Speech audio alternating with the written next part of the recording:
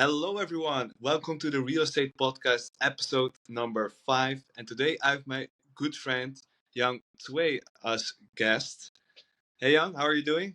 Long time no see. Great. Yes, long time no see. Great to see you online. Yes, happy to have you. Been a while. Mm-hmm. Yeah. So we're interested in your story. You're a real estate investor, and you work in a corporate world. Tell us a bit about your background. I'm interested in hearing your story. How did you end up in the Netherlands? So yeah, tell us where you're from and what are you doing now, and how did you end up in real estate investing? Okay. Try to be brief because I am thinking about background. It can be everything, right? So, how I landed in Netherlands. I did live in quite some countries. I would say in the past 15 years, 4 continents, and I'm originally coming from China. And then I had lived in Norway quite a long time, not very far from Netherlands. And there, I actually had my first child born, and then we moved to Brazil. Me and my ex husband, where uh, there actually in Brazil we had our second child, and then we started to think where we want to raise the kids, and he's Dutch, so we decided to come back to Europe, and he prefers to come to the Netherlands. And for me, just um, everything will be okay, and I'm flexible, so I just ended up here. Here I am after 8 years staying in this country. And also, that's also the country where I started my real estate investing journey, I would say officially, although we had owned apartments in Oslo, and we still own that. And right before the podcast, I was also remotely managing our rental property there. So that's a little bit brief of myself and my background. Awesome. So and you work full time for Huawei. Yeah, currently, yes. Still a corporate slave, but I enjoy it very much right now because this role is very interesting. I'm a channel manager developing partnerships with different resellers and distributors. Um, yeah, it's very fun to meet different, to work with the local Dutch partners, and it's a lot to learn and to experience. Every day is a new day for me, and you never know what to expect. And all the partners, they are in IT field, but they very different from company to company. So I learned also how to develop a partnership in this current role, which is very fun. Cool. And from the corporate world, you work 8 to 5 or even more hours, long days. You like, when did you start thinking about real estate investing? You bought your first house in Oslo, correct? Yeah. Mm-hmm. And then because you moved out of Norway, you start renting it out because that was the most obviously decision, or Mm-hmm. you were thinking about selling it, or how did you Mm. came across this that you're like, hey, I'm gonna rent out this house because I'm moving instead of selling it. Well, it was very obvious for us at that moment to rent it out because we thought just, because the first child birth, and we had relatively long parental leave in Norway, so almost a year. And then we thought that was the best time to have another experience. So we decided together, me and my ex at the moment. So we decided to move to Brazil, but it was planned to move for 1 year. And then it became a little longer, and it became, for now, haven't lived back in Norway. So when we rented out, it was just meant to be temporary, and but then it's super central location, and always easy to find tenants. We actually this current tenant had been living with us already for the past 5 years, and I have lots of hacks and tricks actually to find good tenants. But in general, there's a different way of working when you live remotely. So highly dependent on the people there, and we just have a mutual trust. So when they find the next tenant, and just always referrals or they help us. So so far in the past 10 years is very smooth, and of course during the journey I also learned a lot how to manage property from a remote perspective. But overall, we always have done that ourselves and never engage any agency, and yeah, smoothly. It's been smooth. So somehow it's really, I would say, lucky. No big incidents, or we always been always working with great tenants, I would say. That was a little bit coincidentally that how we ended up rental, property, and with that. But for investment in general, like I had been very much interested in this investment, whatever different assets and different categories, and I had been always interested in it ever since I was younger, and started with my own income. I had been always put in different boxes, always monthly had a system to invest. But real estate is very much local based, so I would say it took me a while until I had a possibility to start with real estate investment, because I felt I want to be at least kind of a little bit local or a little bit settled Mm. before I start to do it. If I constantly moving, has to be some alternative ways to do real estate. You can do digital assets or online, but not really local. So I started here, basically. Yeah, exactly. Yeah, Yeah, you have to get to know your market, and you can only know that by or living there and exploring yourself, or relying on a good partner. But finding a good partner is not that easy. yeah, true. Um, and also in terms of financing, if you just move to a new country, uh, to immediately to get a mortgage, yeah, can be challenging.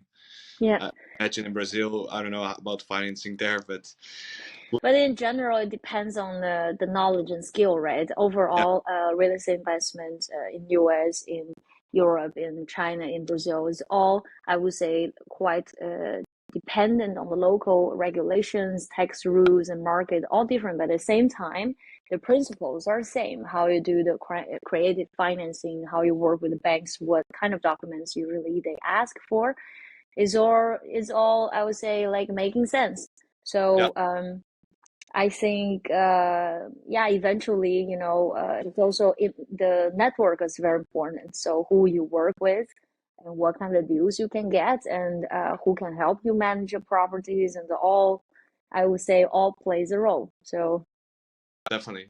And how did you develop such a network in the Netherlands as a foreigner living, started to move there? Like, how did you develop a yeah, local? yeah, good question. I think it's um, I would say have a little bit different elements there. First of all, you have a desire, coming first, a drive that know, you are interested in this and you want to achieve something, and you really want to explore more in this field. And that's everything how it started. And once you are very clear about your intentions, then everything, start to happen, and you start to develop that kind of circle of a network that have the same interest, or have the similar area that you want to explore. Then you go to the events that attract the similar interest and mindset of people, or you basically via, and if your intention is very clear and you say, hey, I want to invest in this and that in this region, and you also develop a network because the other party hear you what you want. So there are that the perspective, of first desire, and then you have a clear intention, and then in this process you have new encounters and you learn new things, and then you expand. Um, I would say there are lots of learnings on the way. I was already very much aware that I need to go to a certain environment to learn this because by the time I decided to do this, and I had, I would say, almost nobody around me who was interested in this or was good at this. So I had to go somewhere that, with new uh, network that who can and who are interested in such. So that's how I started, I would say. And you also realize that so, for example, the market is very much local. Every city have different price and a little bit different features. Amsterdam is very different than Rotterdam, for example, and they have a local like city hall have different rules and on top of the national rules, right? So, and there are lots of tax regulations are specifically placed in the Netherlands or that are a little bit unique, different from other countries. You have box 1, 2, 3, for instance. So these are the, I would say, a lays a ground for a good understanding of how the market is here before you start to know what kind of strategy you want to do, Yeah. etc. Need to know a little bit bigger picture to start with. Hmm.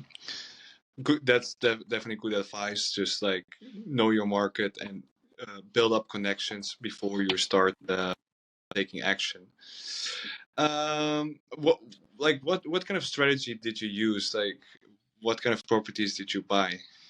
Could you tell us a bit more about Yeah, that? sure. It's a little bit different, I would say. I think it's pretty much dependent on your situation, how much time you have. I am a mom of two, and then have a very busy job, and then I'm not going to do a totally renovation and flip. Requires tons of time and lots of resources, energy that I currently lack of. So in these situations that I also choose something can be turnkey, but turnkey is attractive to most people who don't want to, how to say, don't have a network of contractors. They don't want to spend a lot of time. So usually turnkey projects are not usually cheap. Um, so it really depends on also a little bit. I would emphasize on the network very much because there are lots of things are not on the market or only certain circles know about the good deals, and once the good deals come out, and people the inner circle will know about it first, and then is sold very quickly. So I think in terms of strategy is also not something you will come up maybe immediately. It depends a little bit about your profile, how much time you have, and then over time, along the way, I also had a lot of learning from my errors, and you trial and on the errors, and then you relearn from your experiences. So that's everything plays a role until a certain point oh, this is a typical thing that fits in my life, fits in my agenda, and in general my profile. Yeah. So I would say started with a relatively big project. I wanted to split in different rooms, but then that didn't go through because at that moment my ex and I, we had a relatively high mortgage capacity, but then the splitting, or how do you say, the division of that house didn't go through, and it was very weird structure with architect owns that property first because it's a new build. So there are lots of uniqueness in each deals that I learned along the way. And then in the end, I ended up with something just like very big, and for sure is in the free market. and you have the room to make it in the free market, because in the Netherlands everything based on the point system. So that was how I started. Big place, great location, also in not a tier one cities. I don't know if there is a tier system here, but I will call, like, for example, in Amsterdam, I would say the return on investment in general is lower. I wouldn't say return on investment. How can I put it more accurately? The rental price compared to the price of the The cash flow. selling price of the house Yeah. in general proportionally lower than, for example, some other cities like Rotterdam or around there. So I started in the area that I feel the return is proportionally higher, and then later on I was also very much in room rental permits type of or how can I say rent, specifically those houses with permits of for 5 rooms, etc., in big cities that are very popular and also in a shortage of uh, in the rental market. Lots of students, young professionals look for this kind of a house to share, and many of the houses in the markets are a little bit not totally legit. They rent without the letting each of the tenants to register themselves. So I was just searching for something rental, and for me, that's more units per house. Um, yeah, a little bit different. So I don't know if I answered your question, but it was a little bit broad description of how I ended up in different choices, different paths of Yeah. strategies. Yeah. Cool. And I mean, so basically, it's long-term rentals, room, and you did room rentals, and also, if I'm right, you also did some house hacking. Yeah. Yeah. I do house hacking. So what happened is that I have a relatively big house that is 4 floors, and it's a little bit particular. It's not typical Dutch house. Typical Dutch house, you go in, you have a kitchen and the living room right away. But my house in the ground floor is a garden house, and then I have it in with a separate kitchenette and shower, everything integrated. So it's like a studio, perfect for one person to stay there. So originally was kind of, broadly meant to be a guest room, au pair room, or, just Small studio. whoever. Yeah, it's extra room for receiving guests, or if we had quite some years au pairs to help us, then it's perfect. Then have everything there. And then I also did Airbnb, always traveling. And in fact, I met my ex in Japan through couch surfing. So that was also a little bit before Airbnb got popular. And it just basically you want to receive lots of people in your house as a host, and Airbnb is just more reliable. I would say is paid, right? So everybody knows about Airbnb. So since very early stage that we already back in Oslo time that we started to do Airbnb when we travel. So in my own house, I did also quite some times Airbnb. At certain point, I developed the studio, also Airbnb place, and that was quite successful. I managed to become a super host within 1 month. Of course, there are lots of tricks to do that, but I was really thinking, how can I, fast as possible become a super host, because once you're super host, your booking rate also yeah, tremendously increased.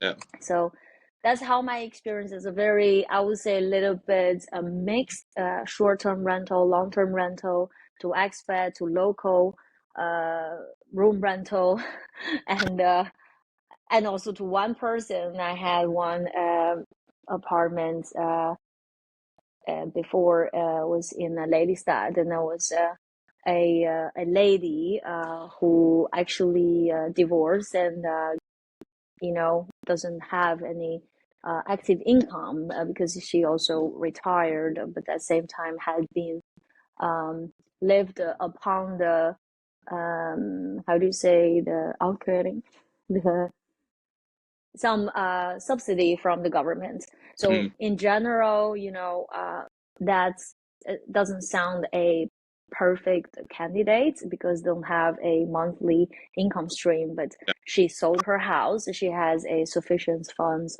provision that I see. Okay, she has enough savings for quite some time for the rent, and uh, it's not always about money or get max profitability.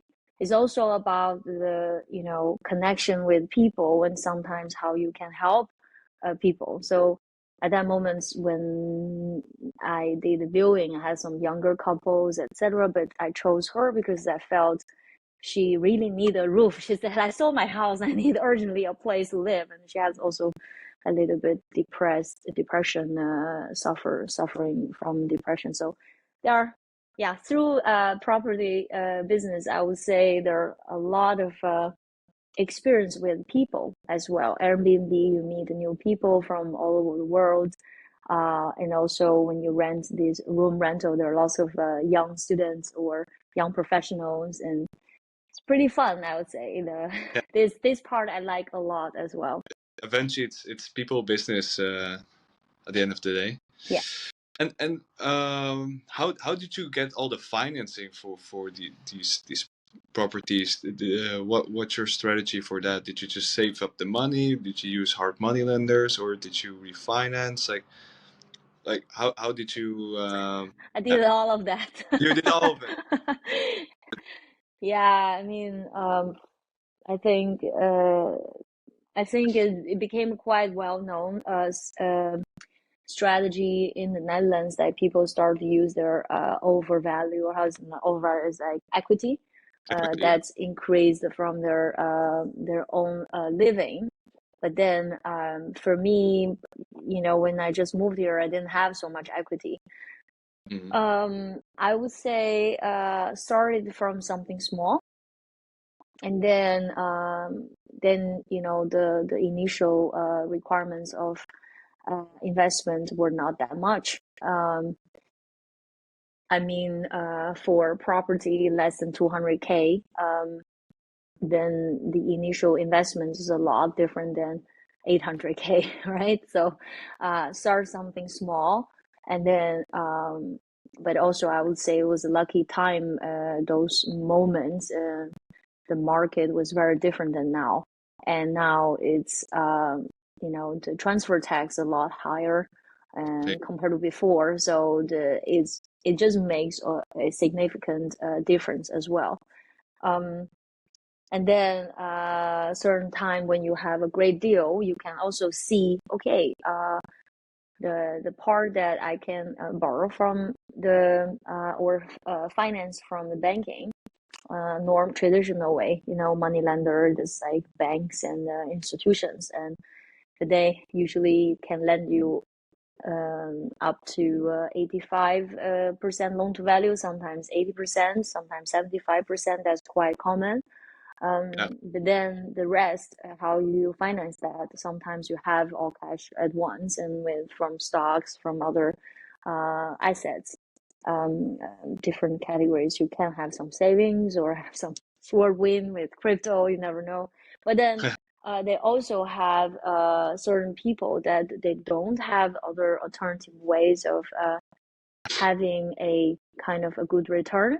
So if you can pay them in a much higher interest rate than what they can alternatively invest in themselves, they would rather is a win-win situation. So you get those loans and lending as well. But again, I was lucky. I had friends who wanted to work with me, and that's how I um, financed a couple of properties as well, but also with help from friends, definitely. but that's going back to what you said mentioned before, building that network and building those relationships Yep. where you work hard for. So I wouldn't say it's luck. You made that luck happen. And But true, and also not true. I think is Very much also depends on people, like who you are, right? If you are only very much business focused, or are you, if you are a person with integrity, your words, and people trust you, and also they are interested in what you're doing, and you help each other, which I meant that when you sometimes you need people without too much agenda, you just help others, and people also can feel it that you Yeah, you have that kind of personality, and you want to share your knowledge. And I think if anybody asks me any questions, that if I know the answer or if I have some experience, I always share. And then along the way, people also get to know who you are, and they always have a choice to like to choose who they want to work with. And yeah, this is a little bit specific, I would say. Also, it's not only for property business, it's just in business in general. How what kind of person you are, like people want to um, you know work with or not. That's is always very important to create a win-win-win situation. Then yeah. people want to work with you, but they can also win something out of that. Give value and you receive back. Yeah, I would. yeah. And the real estate world is quite a man's world, uh, right? Uh, Yeah. how do you see that? Do you see, so like how is it? Yeah, like to as a woman to be in this dominant man's world of the real estate business, and do you see changes happening at the moment? Interesting. Interesting question, because I haven't thought about it that much late years. Partially because I'm used to it, because I work for an IT environment, and they're also very much man dominant environment. And at the same time, partially, I would say, uh, because I choose to be surrounded with like-minded people, including like-minded women. So around me, I see a lot of female investors and female business owners, and people just have it, or women in general, that have a similar mindset. And I'm in a lot of groups, not everywhere I'm active, but I had been in sometimes it depends also my life stages. Sometimes I would be more active than other times, but there are lots of groups also, women very active, and certain groups are exclusively for women. So that's very interesting. And then you see how generous people are helping each other, including specifically like-minded women. They Hmm. really empower each other. And there's also your second question, right? Like, what if I have ever noticed any developments, because I have chosen, be surrounded by these kind of people. I think I've seen, maybe in these times, attending any events. Some of the events are organized by women and invited also in the women circle. Then you just see so many of them, so many of us, I would say. And then it's just very fun. So Yeah, I also think the people with the right mindset attract to each other, and in general are very open. So we don't see each other as competitors. Rather, immediately the first default mind will be a collaborator. So um, that would be my I would say experience in the past years, and always been very supportive in the women circle. yeah. I think it's good that, yeah, also that the more women get yeah, into real estate investing and into the real estate world, because yeah, I do Mm. see there are a lot of men. So I like, also like by this podcast and with your sharing your story, I hope more women are interested. Hey, like, oh, I can also Yeah. start investing or work in the real estate industry. Yeah, for sure. Also in IT, and every time Yeah, I see a woman, I was like, we immediately like each other because they're just so few. You don't see them that much. And I think property business is not like rock science. It's really people business. And in fact, I would say lots of women are even better in those kind of soft yeah, skills. And yeah, I mentioned I have a great collaboration with women, but I also have a great collaboration with all type of male business related, in collaborators. So my property managers have been always men. Oh, no, no, no, one exception. Sorry, she left the business and yeah, now living in Spain. But now is also a man owner now. So I would say very nice collaboration. I think female or male doesn't matter. It's the mind that connects people together. yeah. True. Well said. And for your future investment plans, yeah, you've followed the news in the Netherlands. Like, how are you moving your portfolio also with the current higher interest rates? Yeah. Do you take any actions, or are you waiting on the sidelines?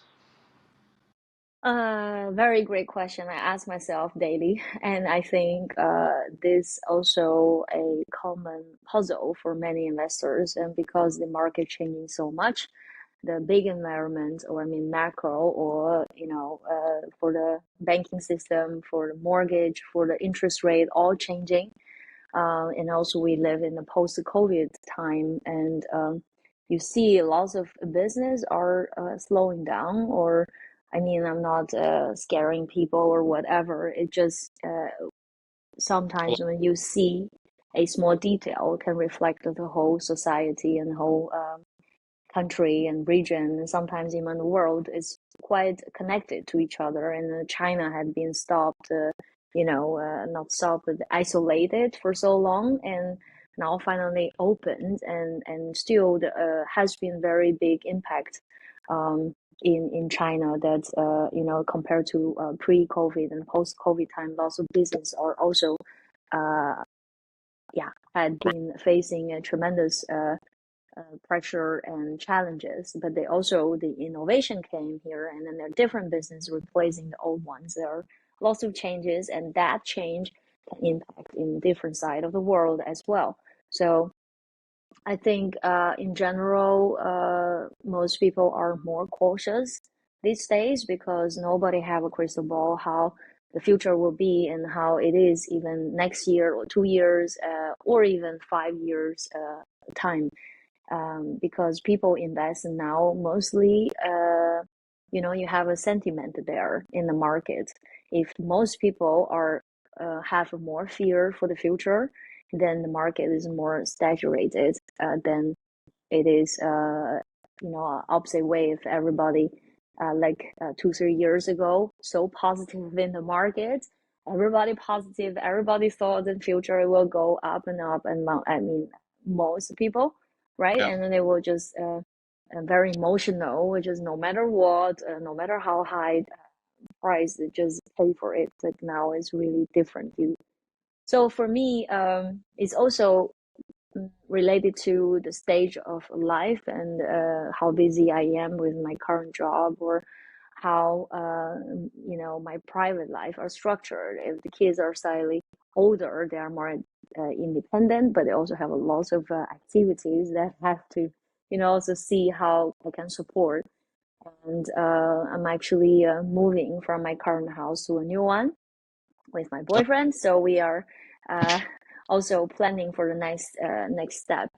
That house we bought not for investment purposes, for have a better living, have a place that we could enjoy ourselves, and together with the kids. And so currently, that's why I'm saying, like, I'm asking myself daily also, because I have a certain portfolio. I need to think what kind of actions I need to do. So it's not, I wouldn't say is very straightforward.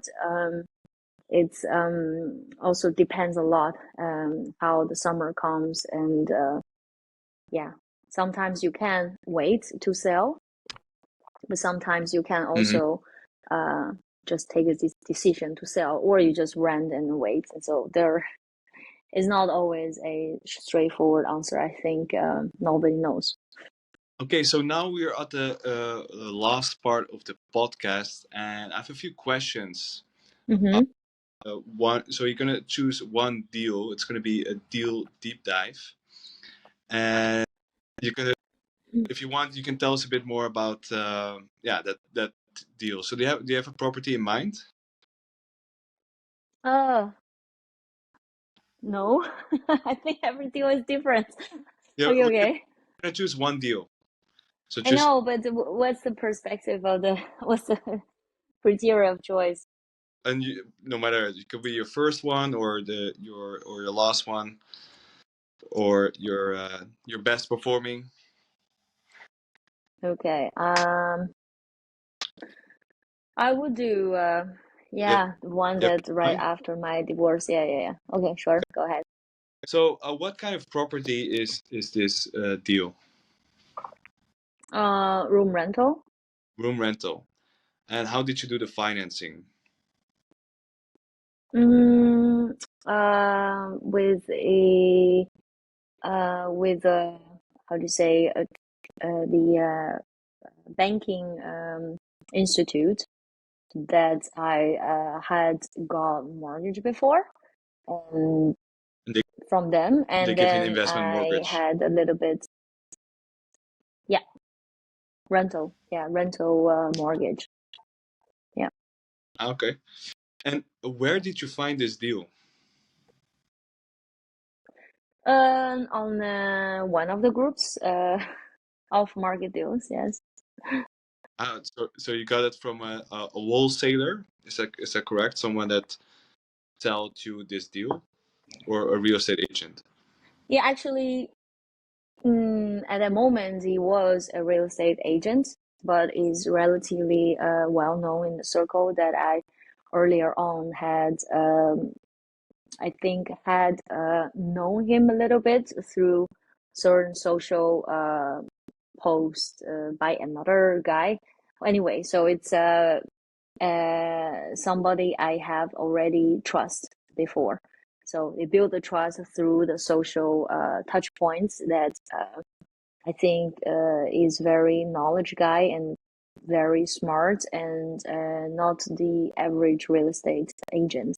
And he's creating also a portal, and a very creative business owner, and he himself also a investor, had a lot of a rather relatively large portfolio, which is also most real estate agents don't. Yeah. So um, one post from this guy, and then I immediately got my attention, and then I did the analysis on the data, and everything makes so much sense, and I took quick action, or I would say I was the first one responded, and then there were quite a lot of people, I would say, on the list after me, but yeah, that's what I'm saying. Also, that you work with people with integrity, and the guy gave me the first priority. Although I had a lot of questions, and etc. etc. So we were just keeping in the communication Yeah. until I closed the deal, and he helped me, supported me along the way as well. Okay.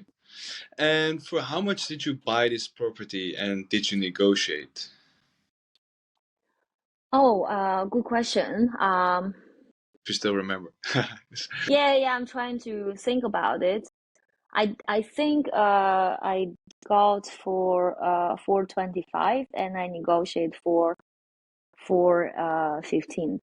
Um, yeah, but I think in between there were some uncertainty about this financing, Yeah. which was a little bit tricky because let me think, how was it? The Oh yeah, so it turns out to be this was a ABC transaction, which means A seller sold to B and B quickly sold to C. So I was the C Yeah. um, part, and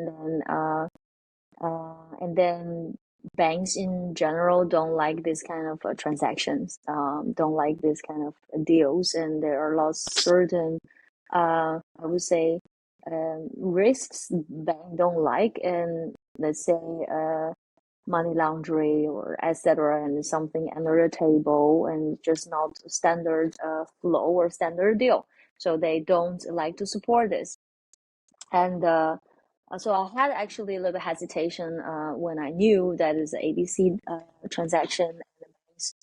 You know, there is a high possibility I get a mortgage, but also there's a high possibility I won't.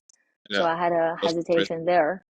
But then we were working, together, and they were already options for hard money lenders could bridge it for maybe 6 months or so. And so I had this backup, plan, and then just went for it.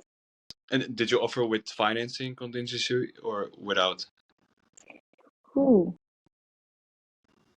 I think without. I don't remember anymore because because in the end I thought, okay, either with this traditional way like rental mortgage, or just the hard money lender for half a year, and after that I can go to do appraisal again, refinance it with Yeah. traditional way. So I think in any case I would be covered because of the numbers, and actually makes sense even with hard money lenders. Yeah. And what did you do with this property? You still have it, or? I still have it, yeah. Okay, Yeah. great. And now we go to the last part. So I have three questions. First, what's your favorite real estate book? First, favorite real estate book. Oh my. Uh, I'm super bad with the names, but I remember one book's like I think I even chatted with you about that, like something about financing, like how do you invest without your own money or something. Like, From Brandon Turner. Is that the I one? think so. Yeah, yeah. What's the Uh, name of the book again? how to buy real estate with no money down. Yeah, something like that. But another one I think also a great is like the recession proof. I also forgot the name. Shit. So it's really about from that book I learned different cycles. Because I mean, sorry, not different cycles. Different phenomenons and signs through the cycles. So, which means that when the crisis come, everything went down, and then have a fewer good how to say it's the uh, uh, buyer's market, and then you go different stages, and you have the seller's market. But it's really about all the small signs that before the market can tank or before the market go to the south, how do you recognize those signs, and each stage or each stage of the cycle, what strategy is the best way. For instance, when we already experiencing the housing market is going down, it's quite risky to take a flip unless you have a really great team and very Good deal. sound, great deal and really sound plan. You have plan A, B, C, even the market tank 25%. That's not going to happen within a year, or 5% within a half year or 1 year. How do you tackle that? Because when you do flip, you want to uh, resell in the short run, and then these kind of things. So, Cool. And your favorite business book? hmm, business book. I have to think. In general, I don't read a lot of business books, but I think a lot of books make make a great story of, mindset. I think one I like very much is Alchemist Okay, by this Brazilian writer. I have really bad names with names. Um, Coelho. What's the name of his? Forgot. Doesn't matter. Yeah, it's about story and with interesting what you encounter in life and in journey in general. I think it's pretty fun. Serendipity, and then how you get through your life with hmm what you encounter. Yeah. And what's your last tip for the listeners? Do you have to, if they want to start with real estate investing, especially last tip for women listeners that want to start? Ooh, I think uh, I think in general, whatever you do in life, have lots of risks anyway. And my motto, it's not a motto, and what I believe is that the biggest risk is not to take any risks. So um, Action. if you really want to have something, or you really want to try something, or do something, explore something, experience anything, just do it. And that's my last tip. Yeah, And anything what we learn from the books, from people, from others, it only start to matter, only start to make sense once you start to do it yourself. yeah, Yeah. yeah. I heard it all the time. Like, well, oh, yeah, the market is going down, the market is going up. When should I start investing in real estate? I mean, actually, tomorrow is the best time to start, because if because you can start, you can wait until the market goes up, but then everything is too expensive, and then you're too late. So I agree with what you're saying. The best thing to do is just take that risk and start taking action. Yeah. Okay, thank you very much, Yang, for joining the podcast. Where can people follow you? Oh, Instagram, Instagram is fine. Yang Sui, Yang Cui. Yang Oh, Sui. So YNG, Forever Young, and SWAY, Sway. nice.